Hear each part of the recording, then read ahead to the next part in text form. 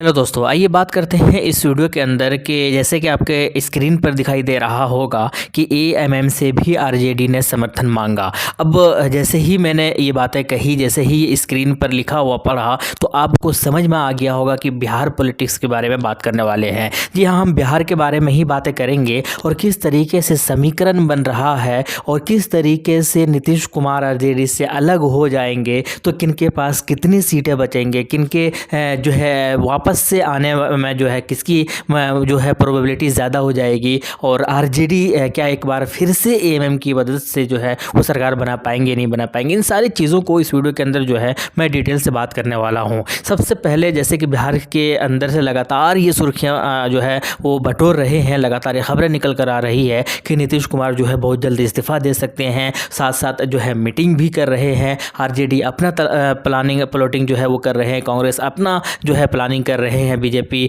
जो है अपना अलग से रणनीति बना रहे हैं। याद होगा कभी नीतीश कुमार ने ये कहा था कि हमको मर जाना कबूल है लेकिन भाजपा में जाना कबूल नहीं है। इसी तरीके से बीजेपी के अमित शाह जो है उन्होंने कहा था कि नीतीश बाबू के लिए सारे दरवाजे जो है वो बंद हो चुके थे। तो इस तरीके की बातें भले ही पॉलिटिक्स के अंदर जो है कभी भी चेंजिंग हो सकती है, लेकिन कुल मिलाकर अभी चीज़ें ये निकल कर आ रही है कि नीतीश कुमार जब अलग हो जाएंगे आरजेडी से, तो क्या आरजेडी के पास मौका है कि एक बार फिर से वो एमआईएम की मदद से जो है वो सरकार बना सकती है नहीं। सबसे पहले मैं आंकड़े की बात करता हूँ, बिहार के अंदर समीकरण क्या है और उसके बाद जो है आपको चीज़ें समझ में आने लगेगी। बिहार के अंदर टोटल अगर बात की जाए तो 243 सीट है और 243 में से जिनके पास 122 सीटें होंगे, चाहे वो गठबंधन के साथ हो चाहे वो अपने तौर पर हो, तो उनकी सरकार बन जाएगी। तो कुल मिलाकर 243 में से 79 सीट यानी 79 जो है वो आरजेडी के पास है और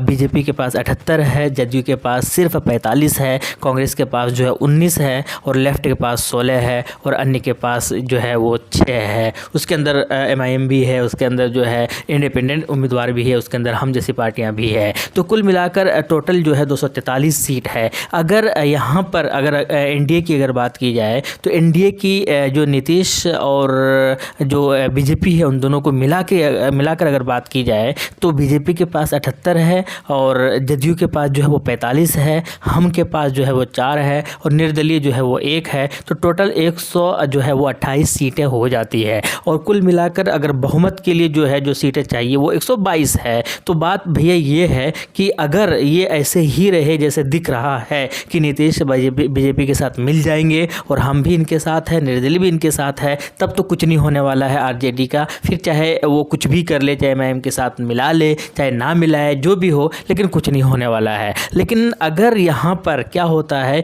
कि निर्दलीय भी हट जाए, हम जो है वो यानी कि जितना मांझी की पार्टी के जो 4 एमएलए है वो भी हट जाए और उसके बाद जो है 1-2 एमएलए इधर से उधर हो जाए, तब फिर यहाँ पर जो है एक बड़ा चांस बन सकता है इसके लिए, आरजेडी वालों के लिए। और उस वक्त जो है एमआईएम बहुत बड़ा रोल प्ले कर सकती है। अब कहीं ना कहीं एमआईएम के जो चाहने वाले हैं उनको याद आ रहा होगा उनके अपने जो 4 एमएलए जो आरजेडी के अंदर चले गए हैं, क्योंकि आरजेडी के अंदर अगर नहीं जाते तो अभी 5 एमएलए उनके पास होता, जो कि बहुत बड़ा रोल प्ले कर सकता था एमआईएम पार्टी बिहार के अंदर और किंग मेकर भी बन सकती थी अगर ये समीकरण इस तरीके की इक्वेशन रहा तो। खैर कुल मिलाकर अब ये देखना है कि आने वाले जो वक्त में किस तरीके के आंकड़े बदलते हैं, किस तरीके से जो है सिचुएशन बदलती है और नीतीश कुमार इस्तीफा देकर और उसके बदले में कौन मुख्यमंत्री बनते हैं, बीजेपी की पार्टी की मुख्यमंत्री बनेंगे या फिर जो है खुद नीतीश कुमार मुख्यमंत्री रहेंगे। हालांकि दावा ये भी किया जा रहा है कि केंद्रीय मंत्री का पद का ऑफर दिया गया है और बीजेपी की तरफ से जो है वो मुख्यमंत्री बनाए जाएंगे,